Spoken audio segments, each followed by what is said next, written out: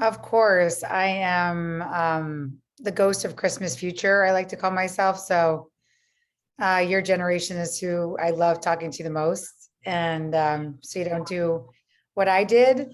And I love your organization's model. And Thank you so so much. I was so happy to be here. Thank you. We can't wait to hear from you. And before we dive into the conversation, I would like to introduce everyone here to whom you are, and also to our potential viewers and listeners to who you are and the work you do. So here we have Eve Rodsky, who is working to change society one partnership at a time by coming up with a new 21st century solution to an age-old problem, which is women shouldering the brunt of child rearing and domestic life responsibilities, regardless of whether they work outside the home. In her New York Times bestselling book Fair Play, she uses her Harvard Law School training and years of organizational management experience to create a life management system to help couples both rebalance all of the work it takes to run a home and reimagine their relationship time as well as their purpose. Eve Rodsky received her BA in economics and anthropology from the University of Michigan and her JD from Harvard Law School.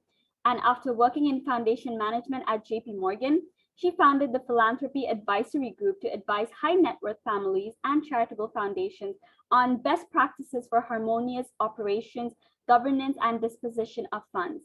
In her work with hundreds of families over a decade, she realized that her expertise in family mediation, strategy, and organizational management could be applied to a problem closer to home. That is, a system for a couple seeking balance, efficiency, and peace at home. Rodsky was born and raised by a single mom in New York City and now lives in LA with her husband and their three children. So I would like to move on to my first question, Eve, which is, was becoming an author always something you wanted to do since you were younger? It's a great question. And Jada, you and I are like soulmates because I have my whole post-it wall here as well. So thank you all for listening. And I'd love for you all just to jump in with questions as well. No. And if you could just wait in the chat, where you are in your school journey, where you're calling, where you're dialing in from, that would be really helpful to me. What you're interested in learning about, what is your passions right now? Because no, Nicole, why I love to be here is because this is me at your age. Okay. I was, thinking, oh my God, I'm going to be senator and president at the exact same time. Like there's never been a US senator and president of the United States at the exact same time. And of course, because I cannot give up my love of dance, I'm definitely going to be a Nick City dancer on the side. I'm going to fly back from DC on Friday and then dance on the weekend games and then go back and be president on Monday. Right. That fire that I had was palpable. It was burning. It was strong. And then I find myself 10 years later, literally confused, burnt out in a marriage and a relationship that was extremely fair, that became completely unfair, not having the career marriage combo I thought I was going to have. And so I remember I was asked to give a commencement speech again, same generation to your age group, to your generation. And I submitted my talk and it was called, You Only Have 10 Years to Live, except for Carson and Arav.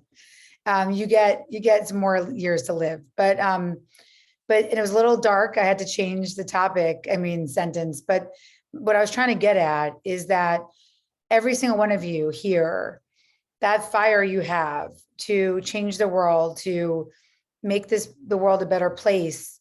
The world doesn't want you to do that. It wants you to stay quiet. And then for Carson and Arav, the world doesn't want you to make the world a better place. It wants you to be defined as a breadwinner and sit in a chair for 15 hours a day so you can lose your soul and your ability to remember what makes you you, right? So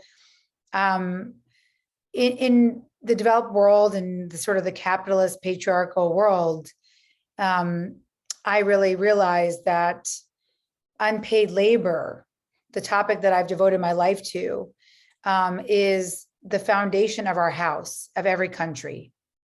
It is the foundation on which our societies have been built, on the unpaid labor, obviously in America, initially in slavery, and then unpaid labor of all women in domestic life. And then what white feminism became was a way for white women to rise as maybe a token in Fortune 500 companies, because we're not in the positions of power, women in general. But at least if the white feminists could rise, it had to be built not on men doing housework and childcare and just blowing up the system, but it was built on the backs of the unpaid, the undervalued labor of women of color. And so my work sort of, I wanted not to necessarily write a book about this, but I think for me, it was a reckoning in my own life where they call research me search, that what happened to that girl? It just started asking that question, like, where is that president / Nick City dancer / US senator? What happened to her? And why is my life so different from what I thought it was going to be? And the answer was unpaid labor. The answer was society's expectations of motherhood, even for women in the workplace who choose not to be mothers. That is the foundation of our house. And then, so I was screaming this in 2018. I was screaming this in Davos. I got to speak in Davos. And I talked to all these white male leaders and I said, they're like, well, what can we do? And I said, you all have to be that BBC dad. Do you remember that viral video where that little toddler came in on the guy who was trying to speak to the BBC? If not, you have to Google it. This toddler comes crashing in and this guy's like trying to push his kid out. And I said, we have to recognize that we're all caregivers at some point. And these patterns that we've created, when you think back, I'll ask you all to think back on who washed the dishes in your house, who did your laundry. What do you remember of your own household? We can't continue to recreate these patterns. So that was what I was thinking. Then Trump got elected in 2016. And I decided to take my client practice down because my day job is a lucrative law firm practice where I work for families that look like the HBO show Succession. I never can watch it because it's too triggering for me. I don't know if you've ever heard of it, but just picture that my work's really hard and those families are really difficult. But I realized that some of the work I was doing to have difficult conversations around family structures could be helpful in this unpaid labor discussion. And so I just started writing, which is very subversive for women to spend time on things that aren't paid. I started to write on the weekends. And so many people said, well, you're so lucky your husband is babysitting your children. And it was these patterns over and over again. And ultimately, the passion for what I cared about became a book. But it was a very long journey into losing myself first to get there.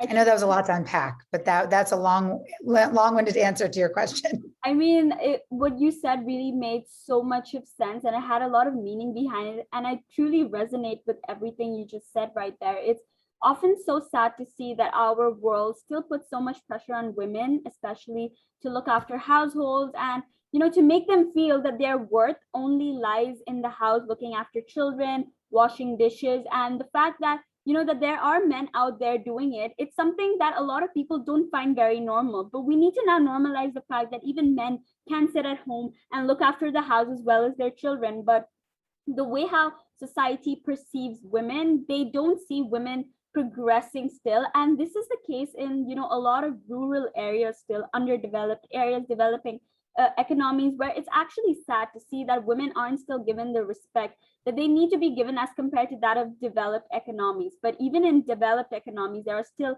it's setbacks, women are not treated the way they should at workplaces. And, it's so great that we're having conversations like this because we're sort of, empowering more women out there to not just sit at their homes and just listen to stuff like this, but rather to come out and, give it their all. Because at the end of the day, I really want to be able to, see a large number of women, representing one another, because at this point in time, there are a lot of underrepresented women everywhere. And I really love the work that you're doing, the fact that you are using your voice and you're channeling it through, writing books is actually so good, because a lot of the times, even women, because of the fact that they stay at home, they don't usually have a lot of work to do because obviously the children go to school and the husbands are at work. So, they can spend their time reading. And I really like how, you've used your voice and you've channeled it, through writing a book. And that's really phenomenal. And I really love the work that you do. So that's really great. So Oh, thank you. now I'd like to give the opportunity to Karsten to ask his question. Hi, Karsten. How are you? Hi, Miss Eve. How are you? Good. How are you? I'm fine.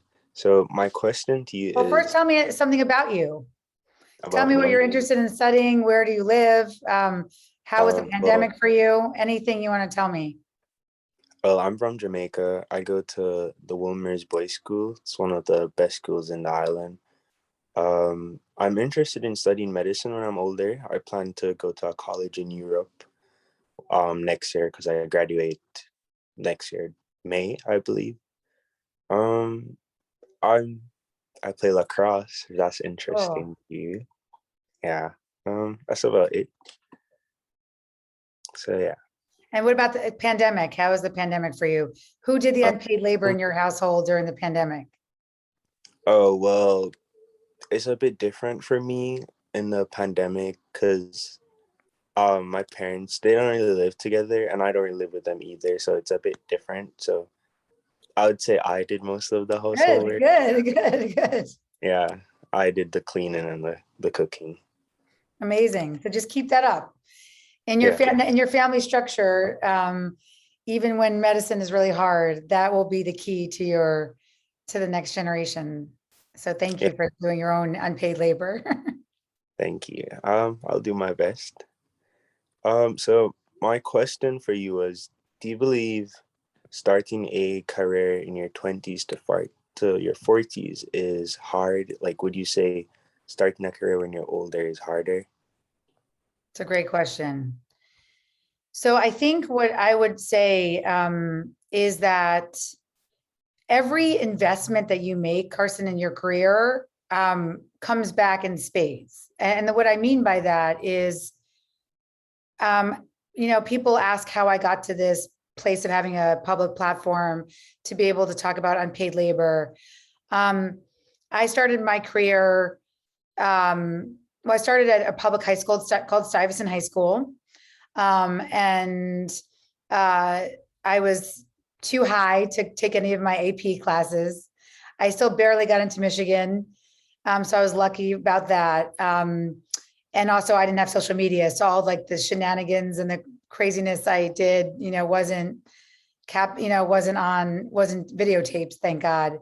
But when I got to Michigan, I remember I really wanted to be an actress or a dancer. That was that whole Nick City dancer thing. And my roommate wanted to be an actress, but her father didn't want to let her. I wanted to be an actress. So she said, well, I can take a class if I take one with you in acting, but you have to take a class with me in economics. So it turned out that she became the lifelong actress and I ended up having a career in economics. I was invited back this year because I apparently had in the past, 25 years, I had the highest GPA in the economics department at the University of Michigan. I took remedial algebra. I ended up having to take advanced calculus, things that I didn't think I could do. So I think being really open to saying, sure, I may be pre-med, but I had so many friends who were pre-med and they were like, fuck organic chemistry. I will never do this again. Right. And then they became singers, it's just, so I think it's always great to have a plan. I 1000% believe in a plan, especially for women. This idea we're going to figure it out. We do not figure it out. We don't figure it out. We end up in domestic labor and motherhood.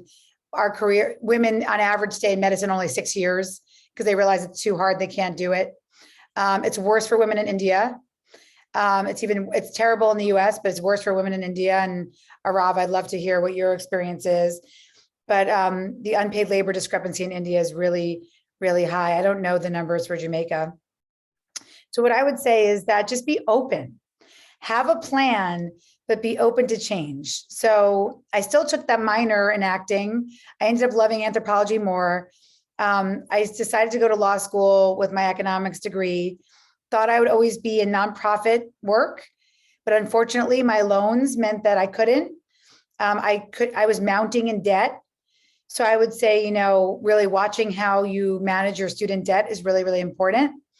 And so I ended up going to a corporate workforce. I ended up in M&A. How the hell is somebody in mergers and acquisitions like end up as an unpaid labor activist, right? So my mergers and acquisitions career ended up being very helpful because that's how I ended up meeting some of my clients. And so when I went into, I decided to go to a political campaign and then started to go in the nonprofit world. After that, I had all these connections from the M&A world. And then from there, I was able to start really building my philanthropic practice by using all the governance and legal stuff I had learned earlier in my career. And then I was a CEO of a nonprofit and all the operations information and expertise. So I had a very, very random winding path to where I got to today. But every single skill that I built along that path has been helpful to me. Literally, it's like when you stay creative in your life, just remember it's a remix. It's a remix. You are uniquely you because you're able to remix your lived experience and all these things. So I would say don't have a long-term plan, but be willing to veer enough from it that if something really catches your eye, because that experience will end up helping you. You're going to end up driven by your values. So what I like to recommend, and I can send this to you. I'd love to send you an early copy of my second book, all of you. And there's an exercise in there. There's about 100 values. That has always helped me. I redo that exercise every couple years where I pick the values that are most important to me and the ones I want to discard. So in my adult life, obligation is one I burned. I don't want to be obliged to wipe my daughter's ass anymore. I'm sick of obligation, but I did bring back curiosity because that was really important to me to be open to what happened in my career ahead of me. So I think what I'd say, Carson, is it's great. Stay pre-med, definitely go to Europe, see other things, but be open to, and don't beat yourself up if like you decide that you're there and you love something else and that maybe organic chemistry is not for you. And if it is, more power to you. Would be very impressed. I love the response actually, and I can relate to a lot of stuff that you said. I definitely do relate to the being open with your options because sometimes you're in the middle of something and you're like, I can't really do this anymore. I do feel the same way sometimes with chemistry actually, because I do organic chemistry now. And I actually have read up on India, the issues in India, because another organization called JAM-UN, I did a paper with them and I was representing India. And I did do a lot of research, so I found out how bad it was actually for the women and ways that the UN and other organizations were trying to put in place systems and schools, because sometimes that is exactly what issues in India are. Sometimes they use the women for just household work. They don't value them for more than that. So that what you're speaking about, women not being empowered enough, women not being put in positions that they can or given the same opportunities as a man would in this sense. That is true, and it is actually very heartbreaking, but slowly but surely things are being done. People are actually realizing this issue and putting in place ways to make it better, ways to improve this, ways to stop this stigma that we have going on in the world. So yeah, what you said was really, really, I really appreciate it. And I will take that advice. I will explore Europe and I will continue, but I'll always keep my options open. Yeah, and remember your values. Yeah, Remember why you start with what you're doing. Like for me, justice has always been a value for me. And I will say that as my career evolved, one last thing I'll say about that, most of my academic career, my thesis in college was called, If You've Never Been to the Ghetto. That was a riff off of a Naughty by Nature song. So I'm dating myself, but it was about the white appropriation of hip hop culture. And then my thesis in law school was analysis of critical race theory. And then I remember having my professor say to me, I'm so glad you care about justice and especially racial justice, but as a professional, you can't profit off of this. It's just not right. And so I always see all these other white sociologists who write in racial justice, and we can that could be for another webinar.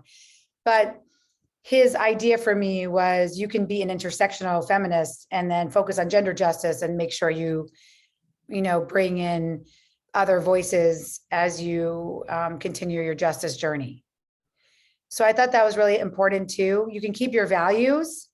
So justice was always a value. Like if I wanted a career in racial justice, but again, the idea of like a white woman profiting off that didn't feel right to me. So, but the justice never left me. So I just took it over to gender justice and make sure that all the voices in the room with me are not just white women. And also that we never use this term outsourcing, right? Like, well, you just outsource and that's the solving to all your problems, right? Because in America, that is sort of how I heard it.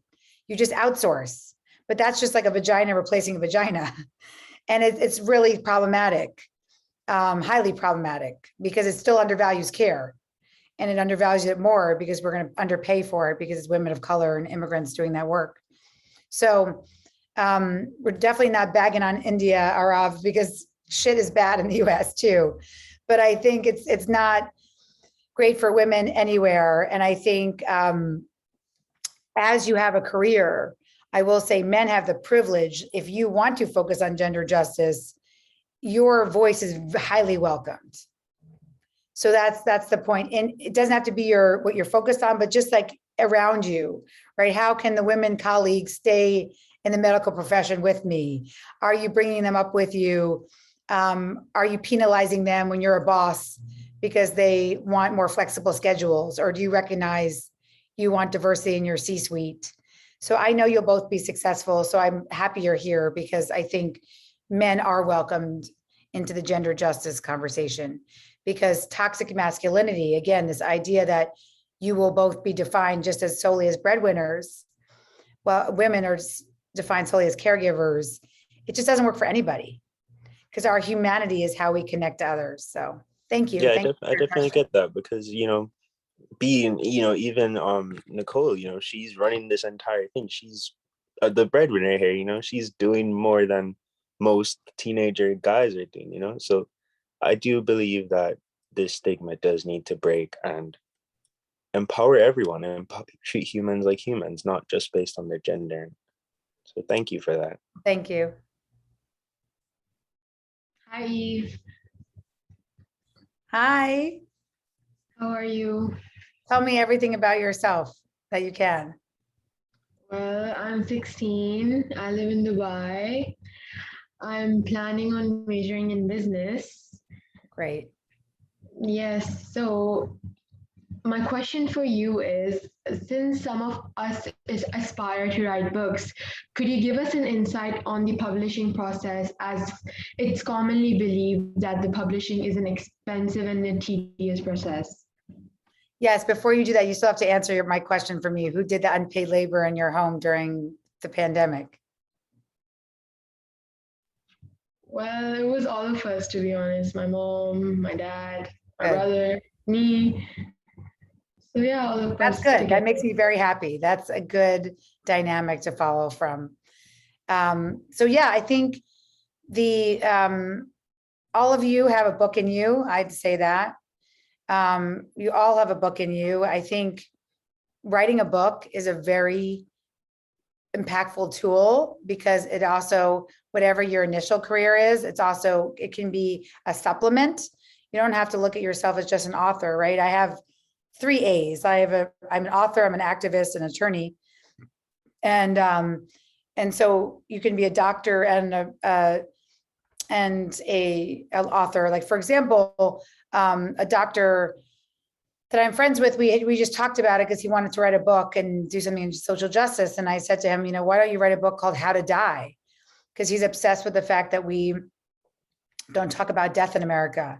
And I was like, I want to read that book at post-COVID, like how to die spiritually, how to die from like navigating the medical system, how to die from funeral expenses. Like we don't talk about any of this stuff. So again, he's a doctor by trade, but we were talking about these ideas for him to write a book. So what I will say is that just be curious, open a Google Drive and just collect data. Collect data, unless any of you want to be a fiction like Agatha Christie writer, but I can imagine most of you would be in my boat, which would be nonfiction. Just keep your eyes open and write important theses with an eye for publishing. So I was too overwhelmed and I had too many loans to pay back, but my white appropriation of hip hop culture 500-page thesis, my advisor thought it would have been a good book. And so the good news is that's the advice I would have given my earlier self, was to recognize that publishing yourself in journals early, publishing yourself in magazines, publishing yourself in writing theses that could ultimately become possible books. Like all the writing you do in school should be, you can look at it through the lens of how and where can I publish this? You can self-publish these days. You can submit your articles into Harper's Bazaar, different outlets. They're always looking for important authors and new voices. LinkedIn is a great place for you. LinkedIn is a great place to just start publishing. If you have something that you've published, a paper or a thought piece, put it on LinkedIn, join LinkedIn now. Very professionally, join LinkedIn. I don't think there's an age limit. Is there? I don't know.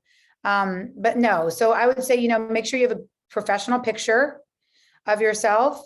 Make sure you don't have sometimes people link into me, they have all these weird ass emojis on their LinkedIn, super plain, just like where you're a student, where you're studying, what you're interested in, that personal statement, who you are, what your values are, what you aim to do with your career. Start connecting to people. Always send a message with it. I follow you because that's how I found all my professor friends for Fair Play. I cold called them on LinkedIn. I just messaged them. Dear Professor Stevenson, you are one of the best writers I've ever seen in the gender division of labor. You noted that unpaid labor is not in the GDP. That's my goal. I want unpaid labor to be in every country's GDP. I want to get there by 2030. Would you talk to me about your strategies? Right. So a good way to get a response is to state a moonshot that you're working towards, and then ask that person to be interviewed or be part of your moonshot. So Nicole, right, I'm here to take my coalition of young activists that I've been building and create a new network that ends up presenting at the UN in 2025. I need your help. Whatever it is, have a moonshot, and then just reach out. Because I will say that the best thing I ever did in terms of publishing my book was I have 17,000 interviews. I know that sounds insane, but in my CRM, 17,000 interviews of people that it means airports, online, on DM. It doesn't mean I sat down for 5 hours for an interview, but I collect people. The other amazing thing you can do, definitely sign up for LinkedIn if you haven't yet, in a professional profile. You can look at mine. Mine's very plain, but I think it does well. The other thing you can do is you can buy, I think it's $10 a month or $5 a month, buy a CRM database, a contact database. Start to build your contacts now. It is the most important thing I can tell you. By my age, you'll have 25,000 contacts. And you have their email, how you met them. That's if you're afraid of a CRM database. Another way you can do it, I do things more analog. My assistant does my CRM for me. I do it through, it's a version of a bullet journal. So this is how I start to write my book. Buy a Moleskine today or any journal in Target or whatever your local store is, but make it something nice that you like to look at. I always purchase ones that I'm happy to write in. So the other one I have is my Wonder Woman or whatever. But I like neon. So get a journal. And what you do is, so for example, say Carson and I were having a networking conversation, right? And I say, Carson, you're looking at Oxford, you have to meet this professor I know, right? So then Carson would write Eve Rodsky, like a bullet journal on the top of the page. And then all the people I recommended that he meet would go under my name. And then as that I actually introduced them, so Carson will have to follow up and say, dear Eve, thank you for the introduction to Professor Blank at Oxford. Would you please introduce me? So when I do that, you highlight it out, and then you create a new page for Professor Blank at Oxford, and then they'll give you their recommendations. So it's basically a bullet journal of contacts. And you keep those, because then you get the chain back for who helped you get to where you're going. But also it's just the best like analog contact management you can do. Those your contacts is your gold. That's your currency right now. And that's how you get to the publishing journey, because eventually you'll get to an agent, but you'll get to an agent because you'll be like, oh my God, Nicole will be like, I wanted to write a book and I had this speaker named Eve and I remember her from my bullet journal and I still have her email. I'm ready. I have a proposal. Maybe she can give me book agents, right? So it's that's how I got to my book agent, just by contacts after contacts after contacts. And it was still hard. And I have, privilege, obviously. I have a Harvard degree. I have, I had money to fly to New York to meet with agents, so it's hard, but that's why you always remember your contacts.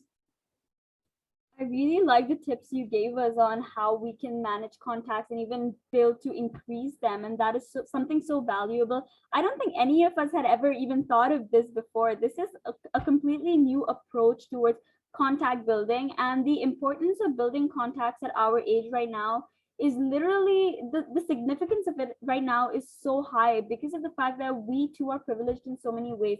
For example, we have emails and our social media pages, and we are one of the most privileged generations that there is. And what's amazing about our generation is that we're not sitting still. We're going out there and we're still finding ways to interact to different people to learn more. So I'm really grateful for this conversation, because personally, even for our organization, a lot of us, especially the PR team at this organization, we really connected towards people like you over emailing. We felt that emailing was one of the best ways, but yes, now we are going to create our own LinkedIn profile because we understand the significance of LinkedIn in today's world. And a lot of employers and agents, they're all out there on LinkedIn and they want to see you professionally. I don't think they do. I'm going to Google the CRM too. You need a CRM database.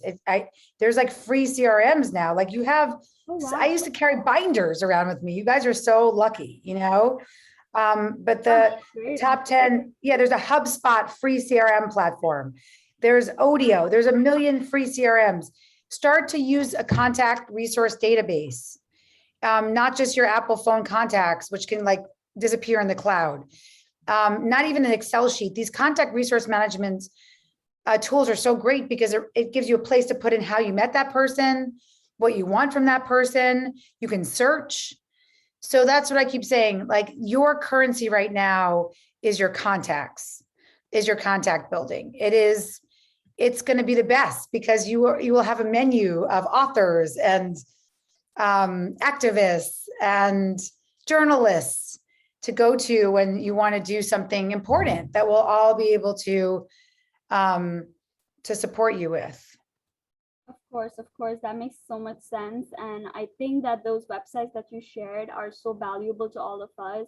So I'm pretty sure after this meeting, we all are going to go back and just, do a little bit of research on these, these CRM databases and just see how we can best exploit them to our benefit. So yeah, thank you so much for that. And Jada, again, I still love my Post-its. It doesn't mean I don't like my analog things, but I think the combo of technology plus the moleskin is always, it's the combo of technology and old school.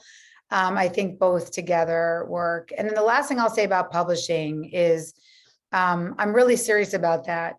Whether it's in medicine, business, the things you write that you choose to write for your theses, for your honors papers, think about places in the market that could be published. I'll give you an example. So I'm obsessed with unpaid labor in the GDP. The paper I quote the most is one I found online. That's a University of Texas, like random student. She just put her paper on PDF online. I don't even know how I found it.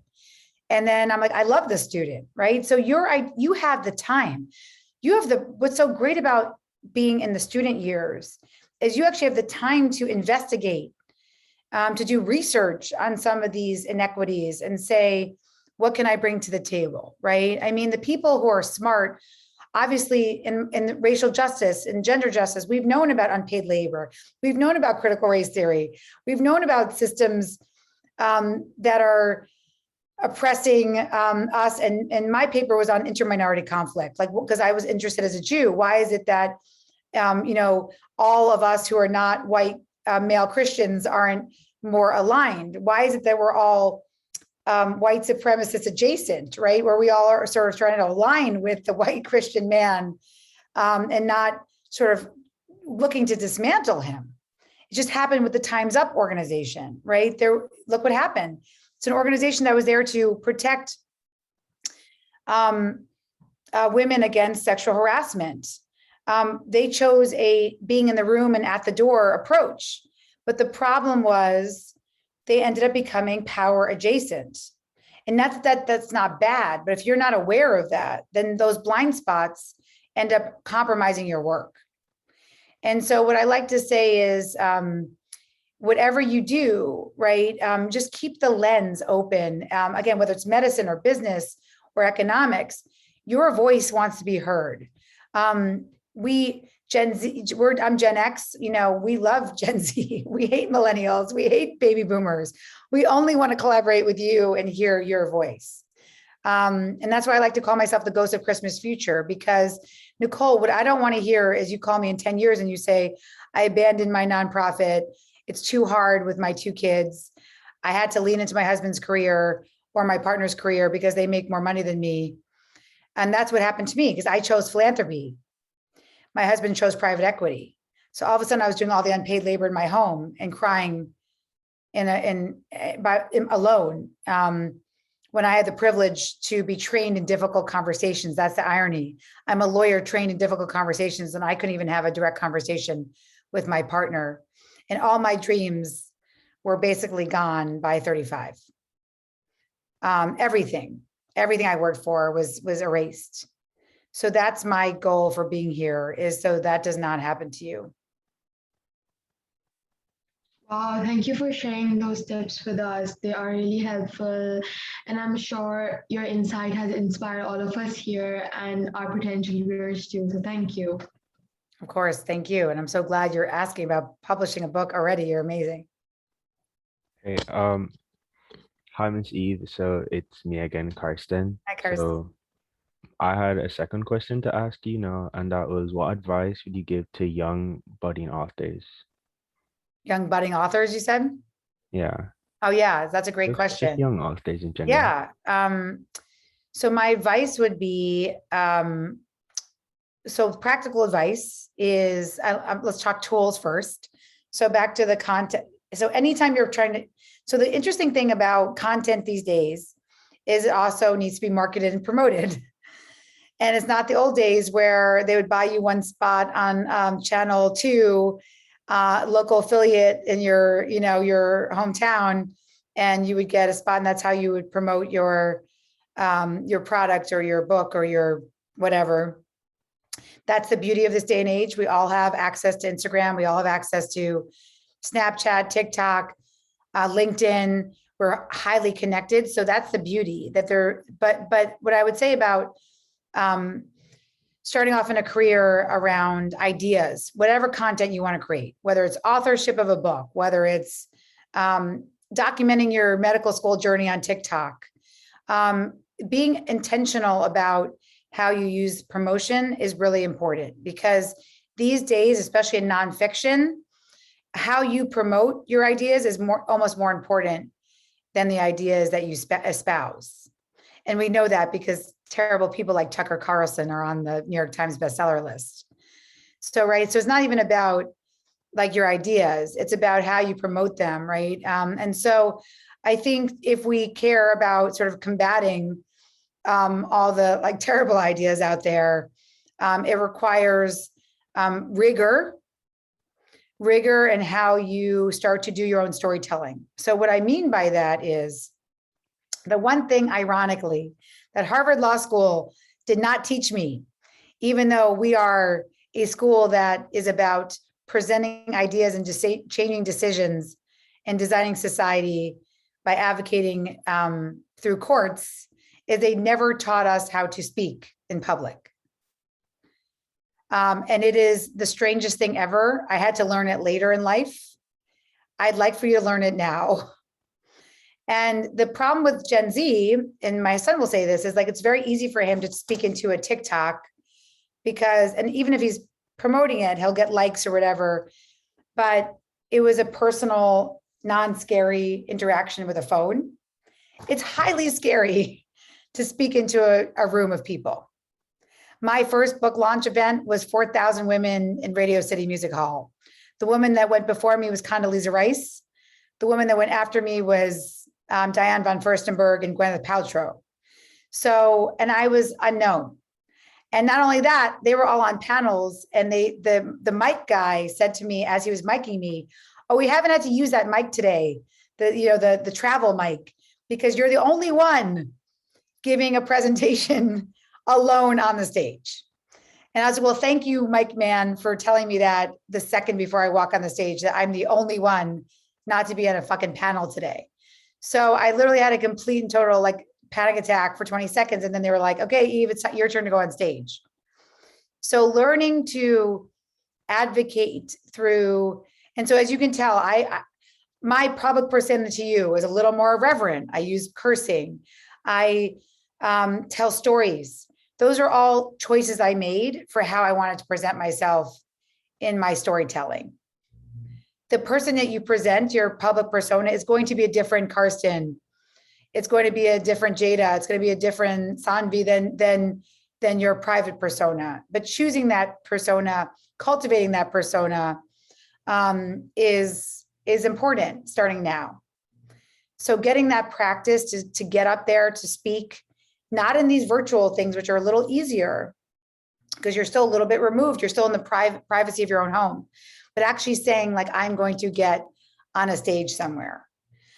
So it's bizarre that I'm telling you, this has to do with authorship, but all content now requires an immense amount of storytelling. And so getting used to practicing how to tell stories on big stages is only going to be helpful to you, even if you always use it.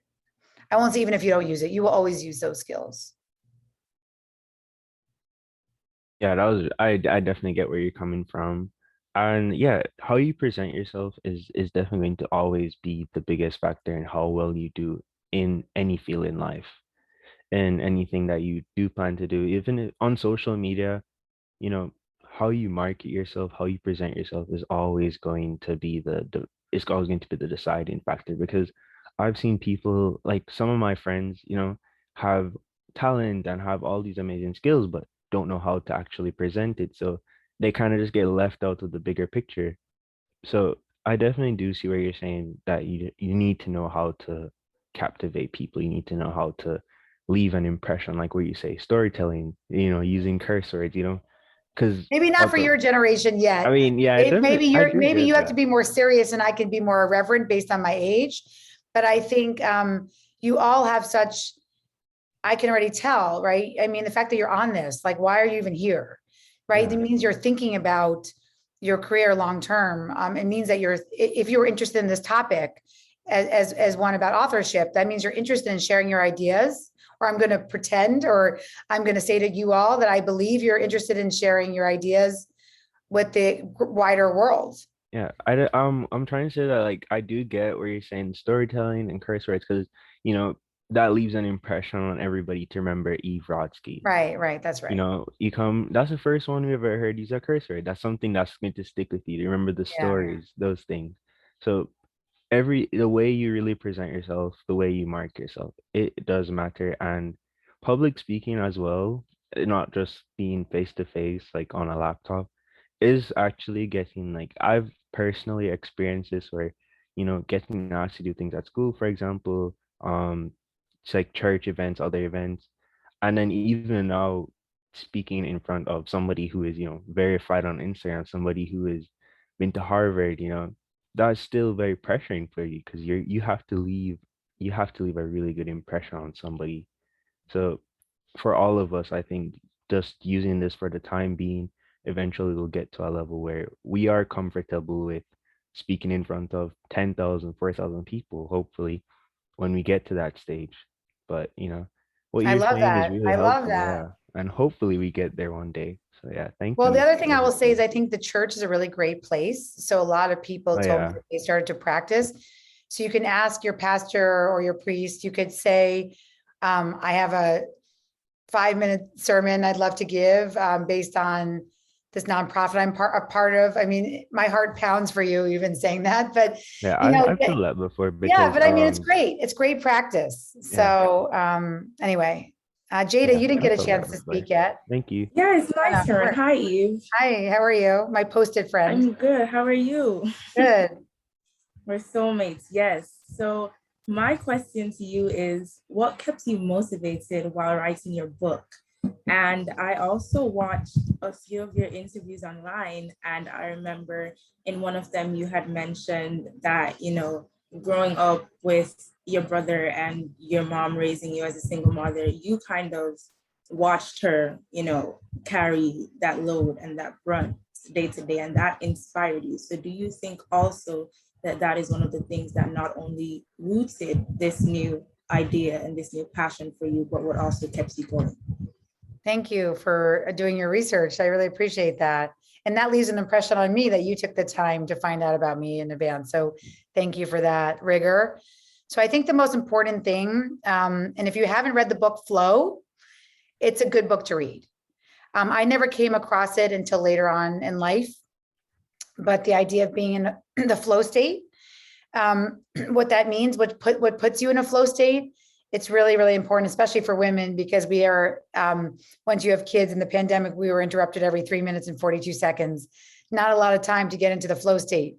But the beauty of the flow state is that I knew, I knew that my mother she had writing to do. She wanted to be a professor. She had all these things to do. And I could just see how much we interrupted her, how, again, like you said, how daily life came in and the realities were really hard for us. And so the beauty of having that any lived experience is if you channel that with your value system, if you process it in a way, right? Because lived experiences can be toxic. As we know, our past can be toxic. There can be trauma there. But if you can use your trauma, and again, it's not easy, and I haven't been in therapy my whole life, but if you can use good and bad experiences to say, this will inform who I am and how I see the world, it can be very, very, very helpful. Because back to every experiencing matters. Again, I'm not sure I would have written Fair Play in the same way or understood the problematic way white feminism was being presented to me unless I had a critical race theory background, unless I had a single mother, unless I was raised in a diverse community, right? So all these things that we have that may have, to me, felt like really bad things growing up, like why do my cousins get the new Sony Walkman? Like I get like the, it wasn't even Walmart, the bodega Walkman, like why is it that everybody seems to have, access to, private education, and my mother was lying to get us into just our local public school that wasn't like the terrible one, but it was like the decently bad one. So all those things that I felt like were disadvantages growing up, which are, right? I mean, again, they informed an experience that I feel like is much more authentic to being able to speak to a lived experience that is different than most white presenting women in this country. So that's why I think, the trauma for me, those experiences, watching my mother, felt really bad in the moment. It felt really bad not to have a father in the picture. But it ended up being really good. So sometimes I talk to my dad now and I'm like, well, thank you for not being there for me growing up, because I'm not sure I would have written Fair Play if you hadn't abandoned us. So. Well, thank you for that, because I agree so much and I relate on such a deep level.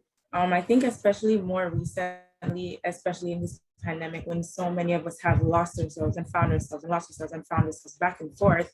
And, you know, every experience, even the smallest ones, the books we read, the webinars we're on, the people we connect with, they shape us in one way or the other. And they help us, you know, because if it wasn't for the trauma that I've experienced growing up, I don't think I would have been as kind as I am. I don't think I would have been as empathic or as open-minded as I am. So I think it's just using those experiences to shape us in the best way possible. So I do relate, and I appreciate you sharing that. So thank you. Well, thank you. And I will say my mother's mother was extremely abusive and my mother wasn't.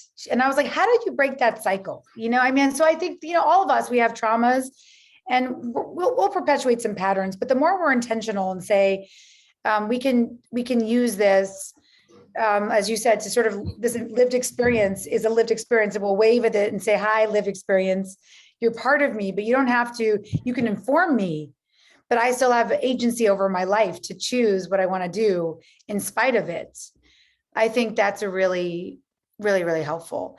And then the other thing I say is like, there's one thing that's terrible for happiness that I learned writing my second book, and that's ruminating. So if any of you guys are ruminators, and that means like stewing over something, holding grudges, just burn it. My mother-in-law is like that. I love her, but she'll be like, they didn't invite me to a Super Bowl party in 1983. I'm like, how do you remember that? You don't have brain space for that. There is drama, obviously, in younger lives. You know, I remember there was a lot of it. But the more you can just have a day of drama, just burn it, start fresh the next day. Ruminating is an emotion that I will ask you guys to lose for more helpful emotions as you build your careers. And that's why I have my sticky notes. They remind me, they have like motivational quotes and things that push me, reminders of who I am, and, you know, pushing me to become the woman that I'm supposed to. So, Same thing. That's what all these are. They're quotes from all my favorite authors. This was a good one for Arav and Karsten. Boys were more heavily influenced in career achievement by male role models, but gained more egalitarian attitudes as a result of working mothers. Boys raised by working mothers were more likely to be egalitarian in their own marriages. Anyway, that's it. So Arav, you didn't get a chance to talk yet.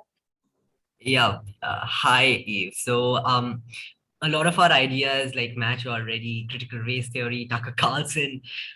You talked about patriarchy, capitalism. You touched a bit upon unpaid labor and wage slavery. So I'll ask you another question on that later. My first question is about your book, your new book, Unicorn Space. Why did you decide to write this book, especially after your first book was such a success? And what is this book about? Just give us a brief. And why did you decide to write it? What was the thought behind it? Thank you for asking that. My specialty, as we said earlier, is a very bizarre specialty of sort of gender activism, but also like the handbook of positive organizational scholarship. And I'm very data-driven, research-driven. A lot of nonfiction books and self-help do not have a bibliography. My editor had to make me take my bibliography down because it was taking up too many pages. So I believe in rigor. I think you can research and rigor, like being rigorous about what you do, is the most important thing ever. It's not always fun. That back to what you're saying about my process, sitting there and being like, oh my God, what am I going to write today is not fun. But you know, is that quote, I don't like writing, but I like having written. So book 2 was an interesting turn for me because as I did my research, and like I said, I have 17,000 interviews and people in my CRM, and they're just growing. And one of the main themes was personified by this woman, Ellen, who was a very wealthy woman. She's one of my clients. And she had sort of left her marriage and got remarried and had all these different twists and turns. And I asked her just casually, what, was the precipitous reason for leaving your marriage? And she said to me, this was like 2012. This is early in my research. She said, well, I lost my permission to be interesting. And I was like, whoa, that's, I lost my permission to be interested in my own life. And so that was a very powerful quote to me. And I started to really explore that, what happens to women in midlife and men too, and non-binary individuals. Because again, back to capitalist patriarchal societies, we have permission to be 3 Ps. We can be a parent, a partner, and or a professional. That's sort of the roles we're given. And those are, but if you want to be a skydiver, and I don't mean like a professional skydiver, I just want to spend like 5 weeks skydiving. People are like, well, how are you going to pay for that?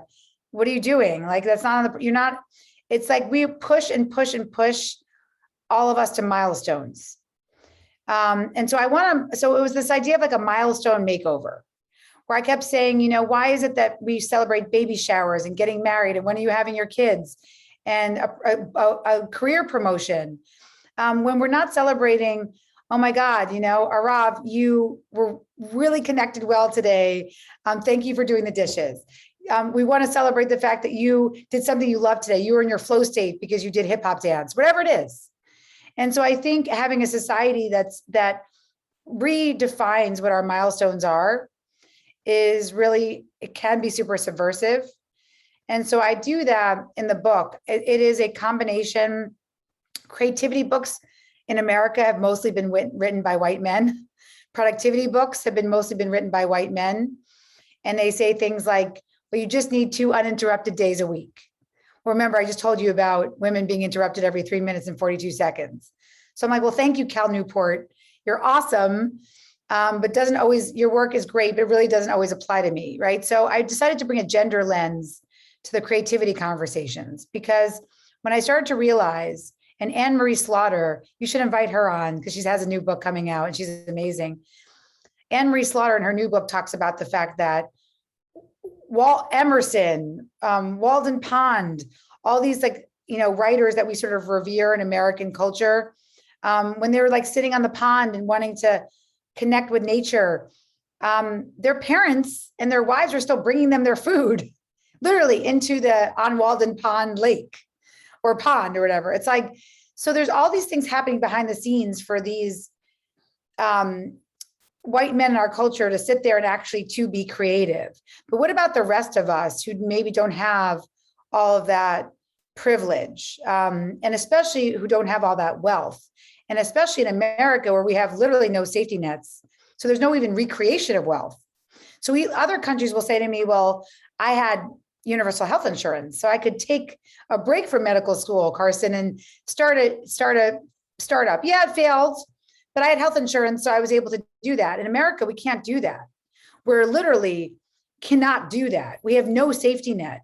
And so we get pushed on a path where so many people in midlife, men and women, and like I said, LGBTQIA identifying non-binary individuals, so many said I've been forced into these ridiculous milestones because of, especially American culture. So I just want you to forge your own milestones. That's what this book is about. Making sure that what you do is based on your values. And then the one through line I saw, I love alliterations. As I just said, I have my 3 A's, author, activist, and attorney. My 3 C's that I was able to find, that was the through line for creative people in all aspects of their life were: 1 was curiosity, stay curious. 2 was connection. It was sharing your curiosity with the world. So if you just were like, I'm curious about riding a SoulCycle bike, that's, our spin here, and you take a spin class, doesn't elicit the same eudaimonia creativity that I'm talking about. It has to be shared with the world. And then the 3rd is completion. Complete something.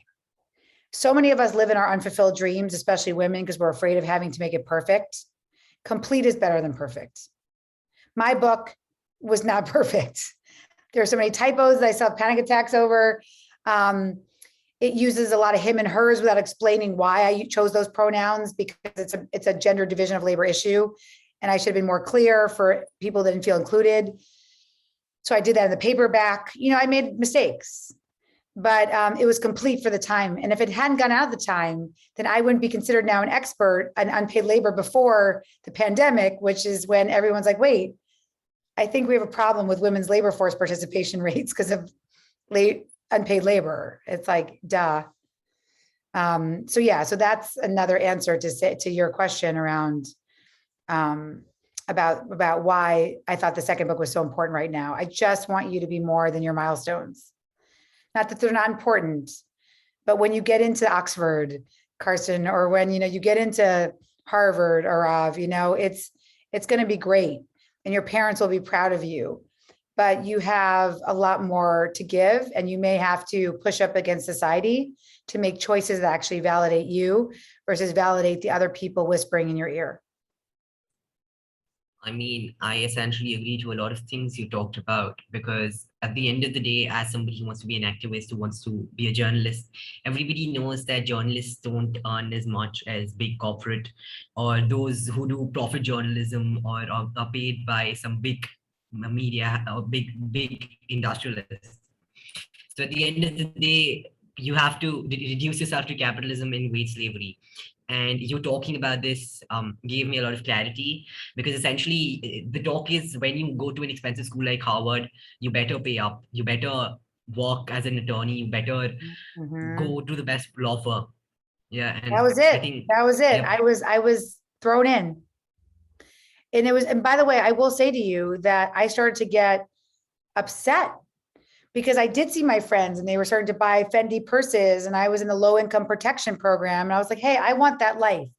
So it's not like we're not averse to these messages of consumerism and what it means to be a success, right? It is really hard, Arav, to not say, okay, I'm going to go work in Business Insider as a journalist and make more money or whatever it is, right?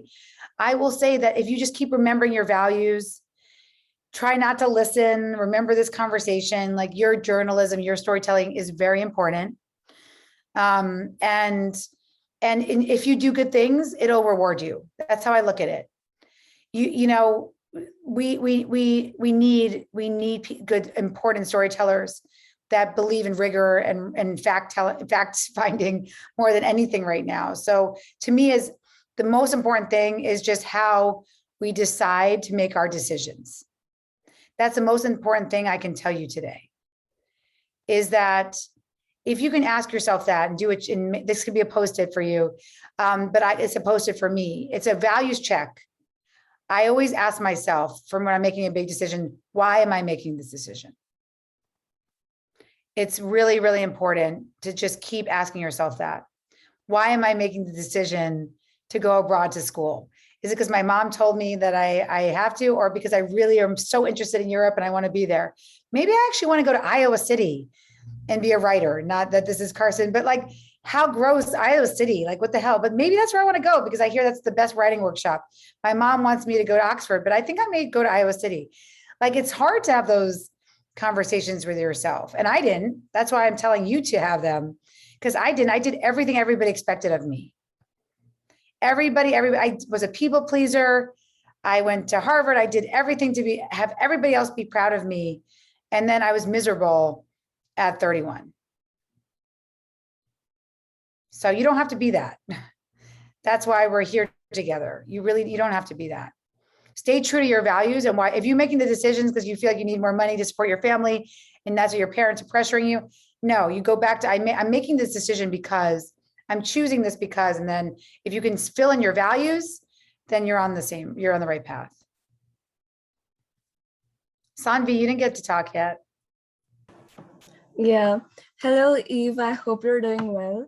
So my question for you is, what is your work schedule like while writing? That's a great question. And I think, you think about like all this sexist journalism, back to you, not to ask these questions, right? When they ask women, well, how do you get it all done? My friend got asked a question, how can you be a good mom when you are she's also a writer and a lawyer, when you're a writer and a lawyer. And so her response is one of my favorite of all time. And it's, well, I'm actually not trying to be a good mom. I'm trying to be a great dad. And so that's always stayed with me. We have to remember that there's three things that often keep us in our place, not to carve out that time to be unavailable from our roles. And for me, it was more than just, you hear these productivity specialists say, we'll take a walk around the block or carve out mornings for deep work, or no, it's just for women, mostly it's believing you have a permission to be unavailable from your roles. That's it. It was me saying, I'm not going to get, I may not get paid for this book. Who knows if it's even going to get published, but I deserve Sundays to write. And my partner, Seth, finally got on board because I was like, this is happening. And he had our kids on Sundays. But even I'd be in a coffee shop and women saw my diamond, my ring on my finger, they'd be like, who's watching your kids? And I'm like, why is society just trying to shame me into going back into my roles? Like, I'm here, I'm a writer today. I'm compartmentalizing myself as a writer.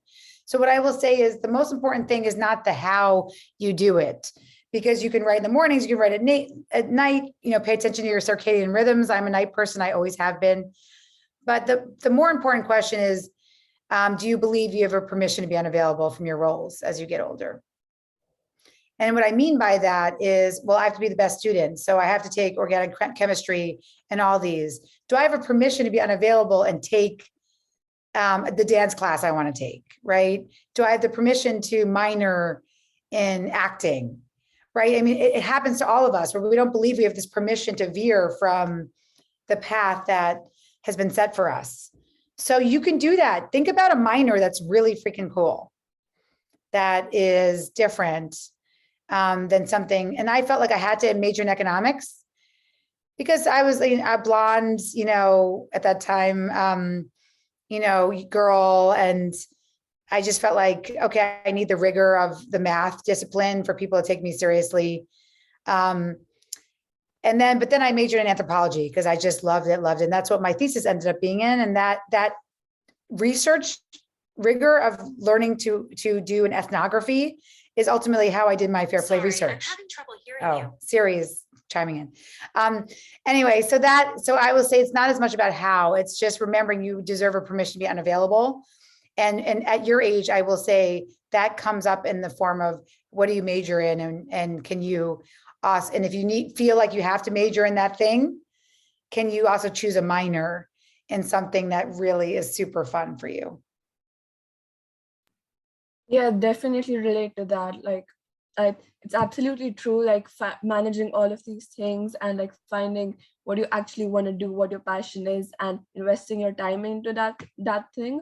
So thank you so much for this answer. Of course.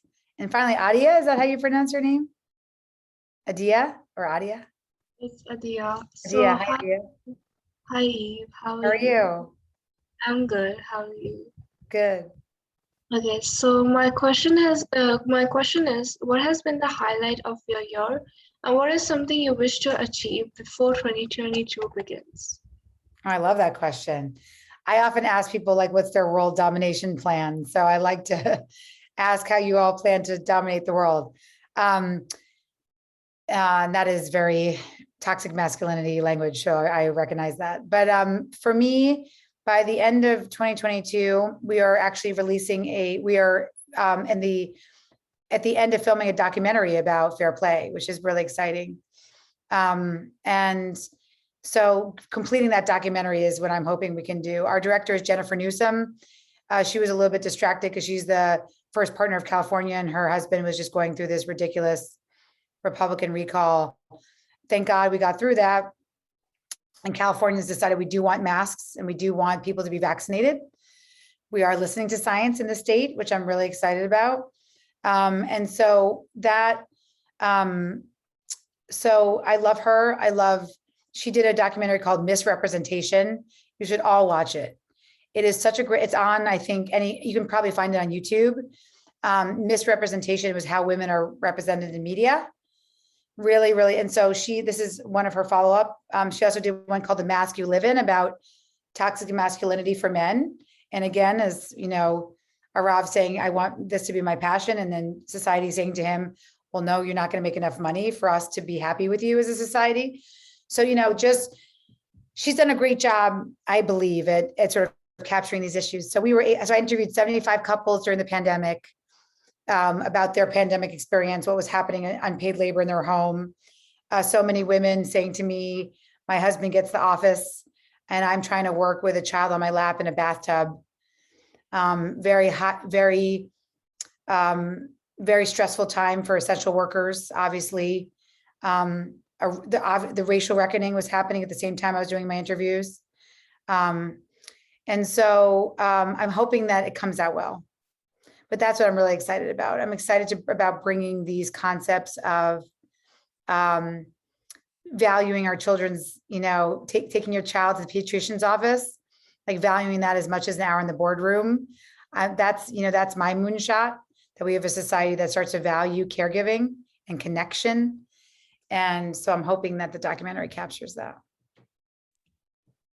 That was a great response, Eve. I hope everything goes well and you achieve everything that you've been wanting to. And I love how you're doing so many things. And it's so true that society has played a downplay on women and created a lot of restrictions for women to do anything anything they want and to pursue their dreams. It's like seen as if women are in a cage and they're not allowed to, get out of that cage. They're not allowed to fly from that cage. And I love how you're fighting all of that and not listening to any of this. And all of this just sounds really interesting. I'm really happy for you. Well, thank you. It's not easy, right? It's not easy to, especially because in 2018, when I wanted to publish this book, people thought I was crazy because they said, well, women are in the labor force more than men. So why is your book necessary? And I said, well, we're only 23 of the Fortune 500 CEOs. We're not represented in Congress. We're not represented in the Senate. And we're one crisis away from labor force participation rates dropping precipitously.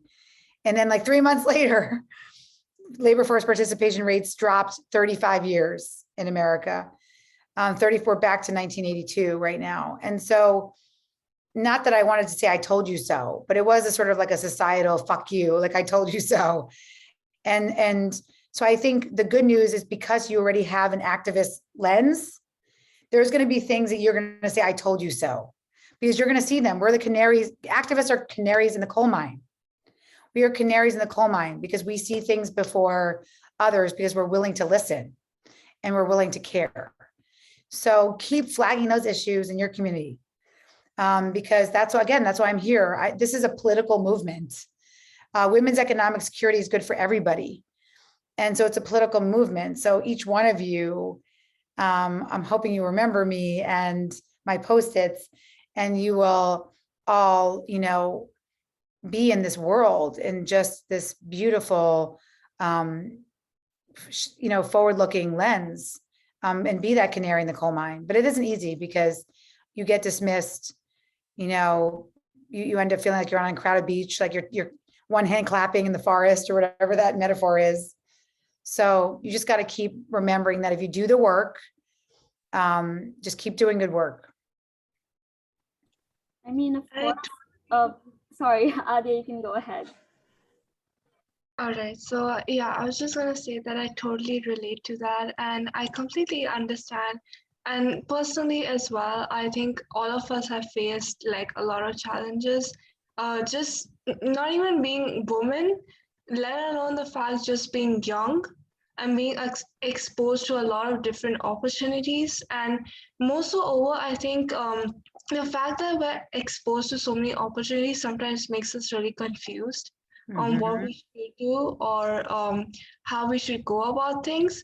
And I think it's really important to stand up for things that you believe is right. Right. That's the only way that we're going to actually pave a way for the future generations. And yeah, I really understand and relate to that. So. And what I will say to you, right, is the most important choice that you will make is what family structure you live in. It is, if you choose to marry a man, read fair play in advance, make sure that there is complete and total understanding about the expectations around housework, childcare, before you, and by the way, you can see them. That's the good news. Spoiler alert. You can see them when you're just dating somebody. And we all want to date Carson, it sounds like, because he did his own housework and during the pandemic. But I think it's really important to have somebody recognize that they're not just chores, it's our humanity. Who is in charge of putting your kid to bed at night is your humanity. It's what we remember. We remember who taught us how to ride a bike. Maybe you had a tooth fairy or a Santa or whatever magical beings. I didn't have a lot of those. My mother would always forget. The tooth fairy was always on hiatus in my household. But you know, the things that we call chores and housework are actually our humanity. The trips we took, you know, you could say, oh, I have to plan a travel. No, but it's like it's the things we remember. Where do we go for holidays? What meals were cooked for us? The things that we call chores are actually our humanity. They're what we remember. And I know I have, Jen said to me, I was supposed to be with you longer, but I got booked to speak to the Wall Street Journal, which is really exciting. And I'll tell them I was talking to you in about 5 minutes, the reporter is calling me. So I wanted to end with a story about a very privileged white man where we sort of come full circle. But my clients, as I said to you earlier, I'm this, I work for families, like I said, these very high net worth families that have family businesses and family foundations that they want to pass on. And so one of my clients called me in 2018 after he was at a funeral. And he's like, this funeral made me think of you. And I said, well, that's funny that you're thinking of me during funerals. But he said he was at a funeral of this very, very successful man. So think like Titans of Silicon Valley type. And there was a packed house in the church. And he was, and you know, everybody was there, and he has 3 daughters. They were all wearing white that day. And one daughter goes up to the pew or podium. Again, I'm Jewish. I don't know. I think it's a pew, right? Or I'll call it the podium, and says, recites this beautiful poem. It's like a combination of like Dr. Seuss and Shel Silverstein, or, you know, these really rhyming, cute, beautiful poems. And the audience starts to laugh. And then the next daughter goes up and she recites another poem that sounded again like green eggs and ham. And the third daughter goes up and she writes a poem that's also like green eggs and ham. And then all 3 daughters, they look into they speak into the microphone because the audience is getting confused about these poems. And they say, those were our father's poems to us as our tooth fairy growing up. And what was so beautiful was that my client said to me, the whole audience just started to spontaneously start crying. And nobody talked about his wealth. Nobody talked about the real estate empire he built. They talked about, oh my God, this man was a secret poet. This man was the tooth fairy for his daughter. So why was that hidden? That's what I keep thinking. Why was that not celebrated during his life? So that's what I think about, the humanity in the unpaid labor, because it's what makes us human. It's what makes us connect with each other. And so I leave you with that. This isn't chores and housework. This is a movement to value our connections and our caregiving, because that is the foundation of a healthy society. That was so wonderfully said, honestly. And, you know, unpaid labor is always associated with humanity, in my opinion. And I totally agree with what you just said there, because at the end of the day, when we leave this world, it's not about the amount of money we have left in our bank accounts. I think that's just pointless at that point in time. Maybe it does help our children, you know, sustain for themselves. But at the end of the day, it is the kind of impact that you have left in this world. It is the memories that you have with people. That's what matters. And, you know, a lot of people really resent unpaid labor, and they always go ahead with the mindset that, you know, we need to work, we need to earn money, we need to build an empire for ourselves and our families. But I don't find that really important, because at the end of the day, you need to be a good person. And like you kept emphasizing on values, I feel having values and doing what you doing stuff in accordance with your values is something it's extremely important to us as of today, because right now our world is so uncertain. We are, I don't know, in the 3rd or 4th wave of the pandemic, and we don't know if it's going to get better or not. But what we can do is we can be better individuals to one another. We can be loving to those at home. We can respect the ones who are, you know, a part of the unpaid labor workforce. And I feel that's my perspective and my take on this. And this has been such a productive and fruitful. Well, thank you all. I'm always available on DM on Instagram. You can find me. You have my email address. I'm happy to write a recommendation for any of you as you move on. So I want to be helpful. I really appreciate you sharing with me. And again, I would have been with you longer, but literally it's 11:50 and I'm about to be interviewed by the Wall Street Journal. So that's a good thing. And the last thing I will say is like, also go get your money. It doesn't mean I'm not saying you can't also have wealth, and that's important too, because the more people who have wealth, who use it in ways that are not trying to destroy the planet, I think the better. So I care about your economic security as well. So I'm going to drop now so I could go call this reporter. But again, you can always reach me, and Nicole has my email, and I'm always on DM on Eve Rodsky on Instagram. Sure. Thank you so much for taking the time and coming on this call with us. We hope you Of do well course. tonight, and good luck for your interview. Thank you. Thank you. Talk to you soon. Bye. Bye.